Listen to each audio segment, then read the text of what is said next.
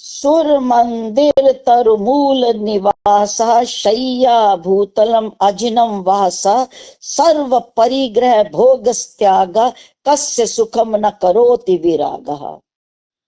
यहाँ वैराग्य के महत्व को प्रदर्शित किया गया है कि वैराग्य किसके जीवन में सुख नहीं लाएगा।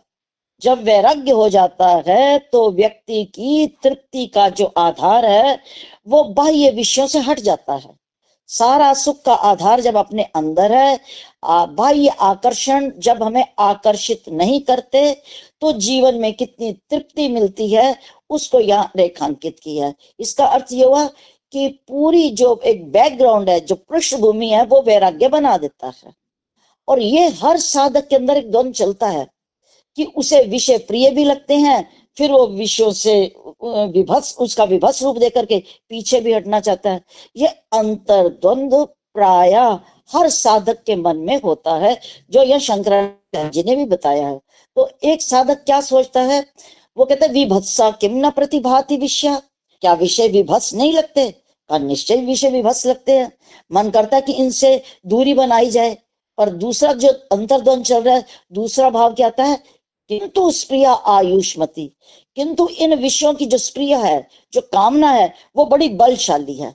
तो ये टग ऑफ वार जो चलता है कि एक और विषय आकर्षित करते हैं, फिर आता है कि नहीं, यहाँ से हमें दूर रहना है, और उसकी जो चाह है वो खींच करके वापस ले आती है।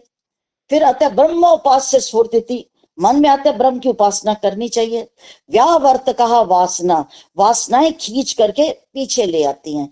तो ये जो अंतर्द्वंद की स्थिति होती है इस व्यक्ति के मन में, एक साधक के मन में, यहाँ शंकराचार्य जी ने उसमें जो वैराग्य की महत्ता है उसको प्रमुखता दी है। ताकि वैराग्य के लिए व्यक्ति कैसे जीवन जी सकता है, किसी भी सूर्य मंदिर में, देवालय के पास जाकर के, देवालय में ही जाकर के, सूर्य मंदिर में जाकर रहे, सूर्य मंदिर तरु किसी वृक्ष के नीचे रह जाकर के, सूर्य मंदिर तरु मूल निवासा शैया भूतल अजिनम वासा, और जो पृथ्वी है उसी की वो शैया बना ले। वो गद्देदार बेड ना हो, बिल्कुल पृथ्वी पर ही जाकर के वहीं लेट जाए जाकर के। और उसके पश्चात सर्व परिग्रह भोग त्यागा, सारे जो भोग हैं उनके प्रति त्याग का भाव हो। हमारे यहाँ कहा गया ना कि ईशावास्य उपनिषद में भी यही बात आई है कि तेन त्यक्तेन भुंजीता, त्याग पूर्वक उपभोग करो।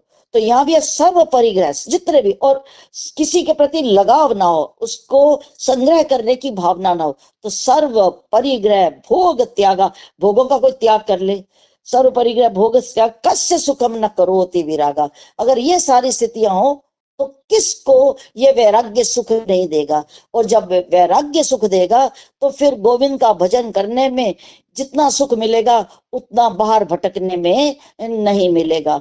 तो जीव को, संसारी व्यक्ति को, अज्ञानी को शंकराचार्य जी ने ये पथ जो है वो प्रदर्शित किया है, ये मार्ग बताया है कि अपनी इच्छाओं को इतना सीमित कर लो, इतना केंद्रित कर लो, तो जीवन में वो वैराग्य जो है वो सुपरिणाम लाएगा। और कितनी भी सुविधाएं हो, एक बटन दबाने से सारी सुविधाएं सामने आ जाए, सब कुछ आ जाए, तब भी व्यक्ति जो है वो संतुष्ट नहीं हो सकता। तो संतुष्टि का जो केंद्र है वो है कि अपरिग्रह की भावना। अपरिग्रह मैंने संग्रह कम से कम करना, और उपभोग से पहले त्याग को की वृत्ति को अपनाना। तो उपभोग की मनाही नहीं है, पर उससे पहले क्या होना चाहिए, सर्व परिग्रह, जितना भी कुछ है सब हमारे सामने, उस जो संचय करने की वृत्ति है उसके प्रति और भोगों के प्रति क्या होना चाहिए, सर्व परिग्रह भोग त्यागा, और भोगों का त्याग। अब प्रश्न उठता, क्या भोग ना किए जाए? भोग तो करने होंगे, उसके बिना जीवन नहीं चलता। पर यह निर्धारित करना है कि मुख्य वृत्ति हमारी कहाँ रहे। जीवन यापन के लिए जितना आवश्यक है, शरीर यात्रा के लिए जो आवश्यक है वो तो करना पड़ेगा, वो तो सामान्य स्थिति है। पर इनके प्रति बेरोक टोक जो लालसा है, जो बहिर्मुखता है, उसके ऊपर अगर हमने संयम या विवेक से इसके ऊपर अगर हमने नियंत्रण कर लिया तो जीवन फिर बड़ा सुविधाजनक हो जाता है, फिर आत्म प्राप्ति का मार्ग बड़ा सुगम हो जाता है। तो जीवन में जितनी कम से कम बाह्य विषयों की जो पकड़ और जकड़ है जितनी कम होगी उतना ही वैराग्य प्रबल होगा, और जब वैराग्य प्रबल हो जाएगा तो जो आगे का पथ है, जो आत्म पथ है, वो सुलभ हो जाएगा। तो शंकराचार्य जी ने यही कहा है कि अपरिग्रह की भावना और भोगों के प्रति बेरोक टोक गति है, ये जब समाप्त हो जाएगी तो ये वैराग्य किसको सुख नहीं देगा, ये वैराग्य सभी को सुख देगा।